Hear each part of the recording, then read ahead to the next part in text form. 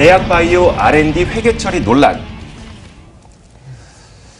그 제약바이오 기업들이요, 회계 처리를 하기가 참 어려운 측면이 있다고 합니다. 내가 이번에 R&D 비용을 썼는데 이건 나의 자산입니다 라고 할 수도 있고, 혹은 이건 나의 비용입니다 라고 할 수도 있다고 해요. 이게 비용으로 됐냐 자산으로 됐냐에 따라서 이 기업이 영업이익을 벌었냐 혹은 덜 벌었냐가 되기 때문에 좀 회계 처리 논란이 일고 있는데, 일단 어떤 일이 발생하고 있는지 얘기 좀 해주실까요? 지금 대표적으로 셀트리온과 도이체방크 사이에 그 벌어졌던 논리전이 대표적입니다.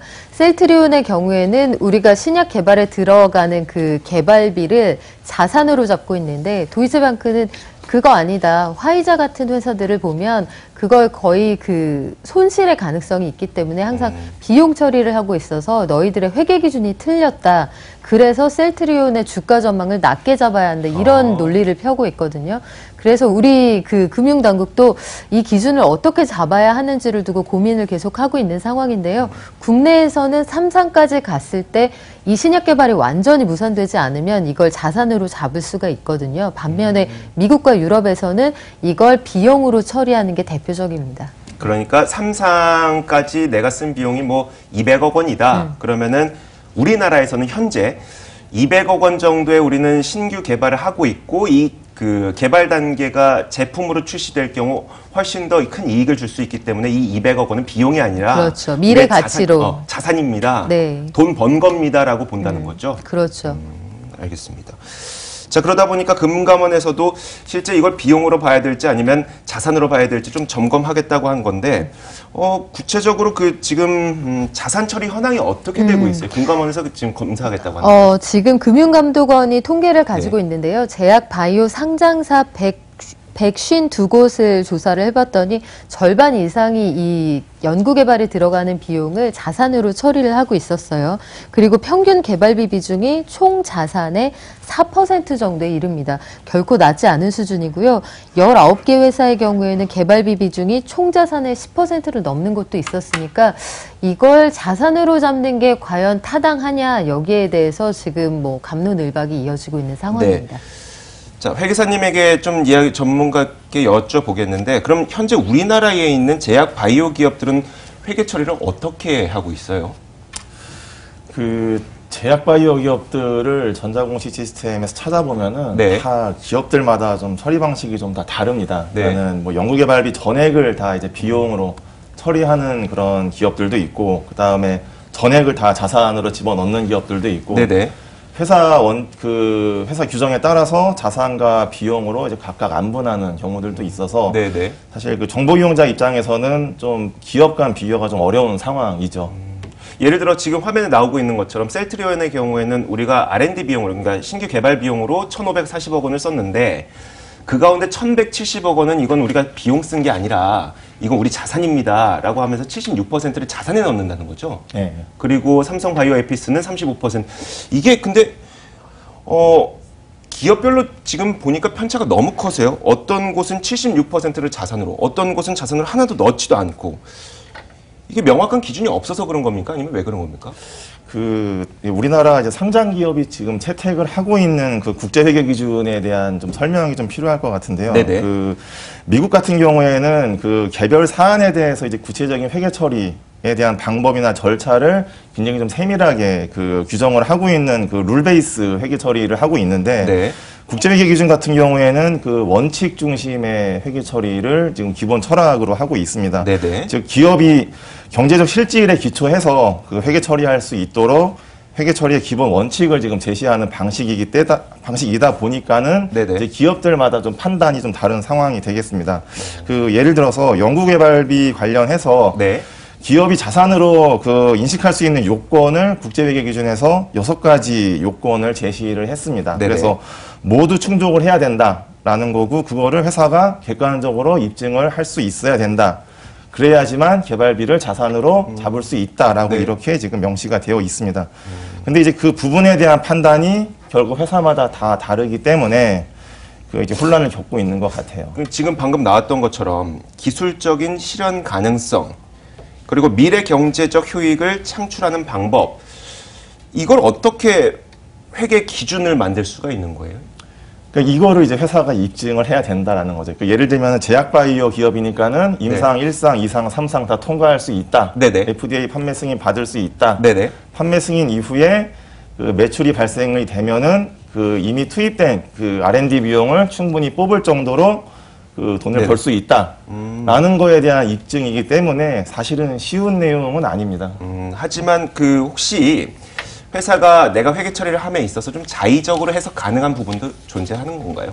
그게 좀 이제 리스크이기 때문에 금융감독원에서 이제 감리를 하겠다라고 지금 얘기가 나온 거고 아마 그 네네. 감리가 진행이 되면은 이 6가지 요건이 정말 객관적으로 입증 가능하냐에 네네. 대한 걸로 포인트를 맞출 것 같아요. 그걸 살펴보겠다는 거겠네요. 예, 맞습니다. 알겠습니다. 그 티슈진이라는 우리나라 코스닥 시장에 상장된 기업이 있는데 사실 이 기업은 우리나라 기업이 아니죠.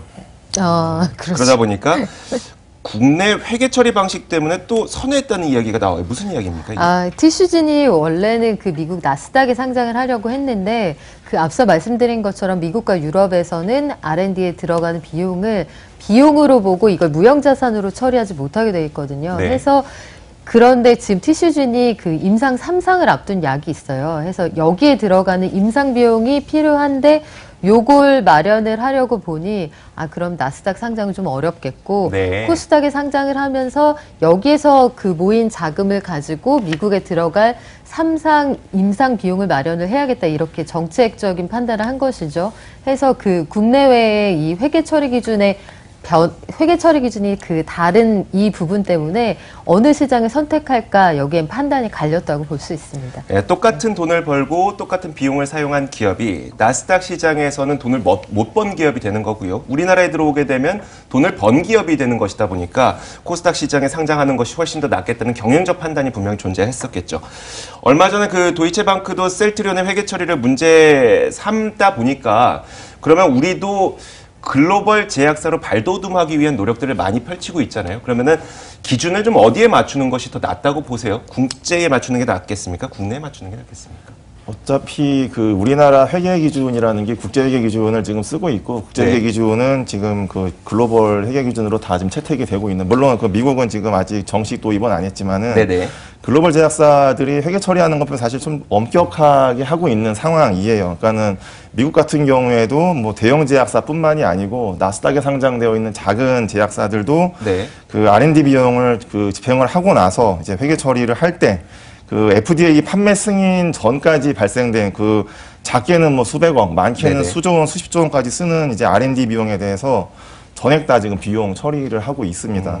그 다음에 우리하고 똑같은 이제 국제회계 기준을 쓰고 있는 그 글로벌 유럽 기업들도 역시 마찬가지로 글로벌 그 FDA 판매 승인 전까지 발생되는 이 수조 원의 그 R&D 비용에 대해서 다 지금 비용 처리를 하고 있는 상황이다 보니 역시 좀 그 글로벌 기업들과 비교 가능성 측면에서는 우리나라도 좀 따라가는 게 맞지 않을까. 회계 투명성도 확보를 할 수 있는 부분이 될 수가 있겠죠. 쉽게 얘기하면 우리나라는 3상에 들어갈 때에도 이걸 자산으로 처리를 하는데 해외에서는 3상도 모두 다 끝나고 시판까지 된 이후에 FDA 승인이 나야지만 자산으로 잡을 수 있다는 거죠. 맞습니다. 예, 그렇게 처리하고 있습니다. 굉장히 까다롭네요. 예.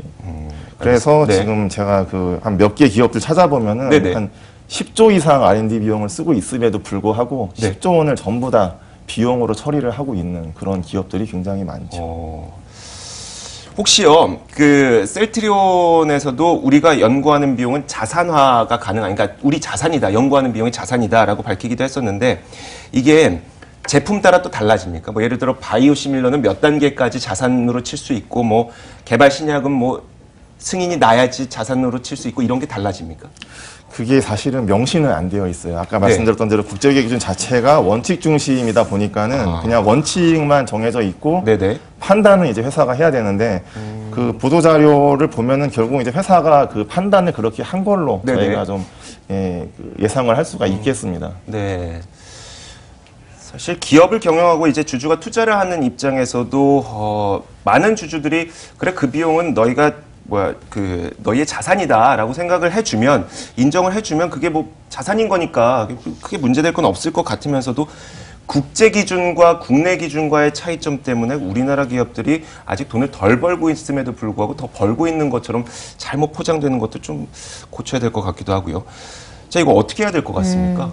근데 좀 그런 차이는 있는 것 같아요. 글로벌 제약사들은 지금 뭐 역사도 길고 네. 굴리고 있는 돈의 단위도 다르고 기업 규모 자체가 비교할 수 없는 수준이고 국내 기업은 이제 연구개발을 해서 우리가 약을 만들어내겠다 이런 액션을 취하기 시작한 지 불과 얼마 되지 않았거든요. 그래서 아직까지는 좀 키워줬으면 하는 게 이게 개인으로서의 네네. 바람이에요. 국내 회사들이 좀 클 때까지 국내 금융당국은 거짓말만 아니라면 네. 국내 사정에 맞는 회계 처리 기준을 좀 이용할 수 있도록 당분간 좀 봐줄 필요가 있지 않을까 하는 생각도 듭니다만 글로벌 시장으로 나가야 하는 기업들이라면 특히 요새 뭐 미국 시장 보고 있는 그런 제약사들이 많잖아요. 그런 곳들은 차근차근 좀 준비를 해 나가야겠죠. 네.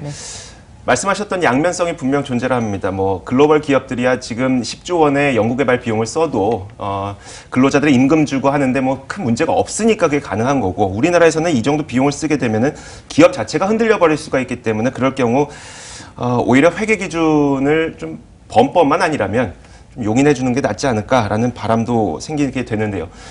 물론 바람은 그렇지만 좀 원칙적으로 어떻게 될지 앞으로의 좀 회계 기준이 어떻게 돼야 된다 좀 이런 거 있습니까?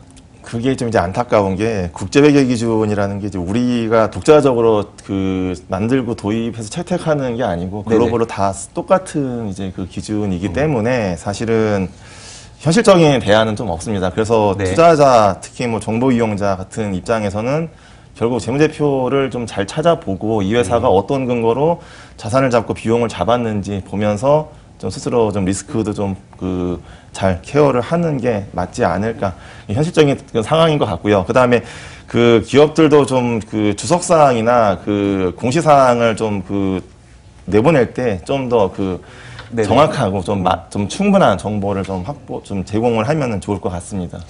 회계사님도 공부하는데 굉장히 오랜 시간 걸리셨죠? 네, 그렇습니다. 회계사님도 그렇게 오랜 시간 걸렸는데 사실 개인 투자자 입장에서 그런 걸 하기 힘들기 때문에 회계사님께서도 앞으로 좀 노력을 많이 해주세요. 네, 알겠습니다. 네, 알겠습니다. 자, 오늘 여기까지 듣도록 하겠습니다. 박연미 경제칼럼니스트 그리고 현대회계법인 박동흠 회계사였습니다. 오늘 말씀 고맙습니다.